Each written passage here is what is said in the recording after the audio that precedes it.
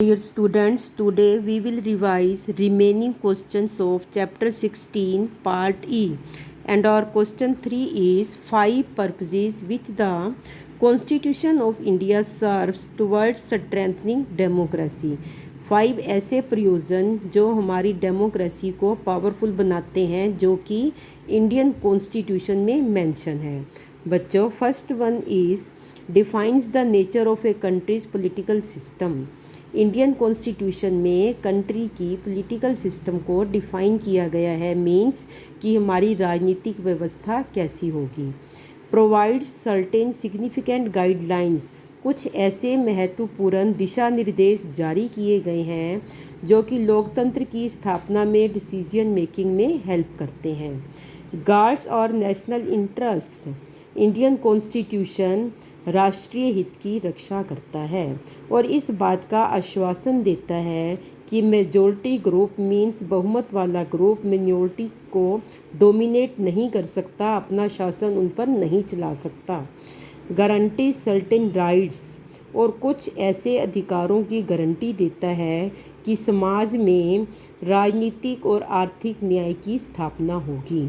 और next question is India is a sovereign, socialist, secular, democratic republic. Yes, बच्चों, India is a sovereign state, means it is free from all external controls. Sovereign means संपूर्ण प्रभुत्व संपन्न राज्य जिसकी अपनी ही government हो और किसी बाहरी दबाव में ना हो। And we are free to take our own decisions, no other country can dictate its policies, we take our decisions ourselves, और कोई भी दूसरी कंट्री अपनी नीतियों को हमारे ऊपर लागू नहीं कर सकती। सोशलिस्ट स्टेट मीन्स समाजवादी राज्य।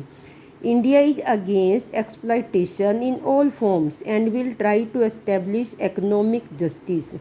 यस, इंडिया हर तरह के शोषण के अगेंस्ट है, विरुद्ध है, और किसी भी पर्टिकुलर विचारधारा की फेवर किए बिना समाज में आर्थिक न्याय की स्थापना करता है। सेकुलर स्टेट, यस बच्चों, मैंने आपको पहले भी बताया था कि everyone is free to follow any religion of his own choice. Democratic state, ये आप जानते ही हैं कि our government is elected by the people of voting, by the people by voting. Republic, India is a republic because the head of the state, that is our president, is also elected head from amongst the people. Even जो state का head president भी हैं वो भी हम लोगों में से ही इलेक्टेड हैं। Why do some people say that India is a federation with unitary features? Yes, the constitution of a federation is written and rigid, and it divides power between the central and the state. India के जो constitution of A federation means संविधान का संघ, इसने सारी powers को central government और state में डिवाइड किया हुआ है। There is an independent judiciary which interprets the constitution and settles the disputes. India में एक स्वतंत्र न्यायपालिका है जो कॉन्स्टिट्यूशन में मेंशन लॉस के अकॉर्डिंग डिस्प्यूट्स को सेटल करती है। इस तरह से इंडिया में फेडरल सिस्टम है, but with a difference. 5 provisions are in India we have single citizenship. India में एकल नागरिकता है, मीन्स अगर आप हरियाणा में रहते हैं या आसाम में रहते हैं, you will be called the citizen of India. In India we have strong citizenship. In India we have a single integrated judicial system, means न्याय व्यवस्था सभी के लिए एक समान है, चाहे कोई रिच है या कॉमन मैन है या हिंदू और मुस्लिम है।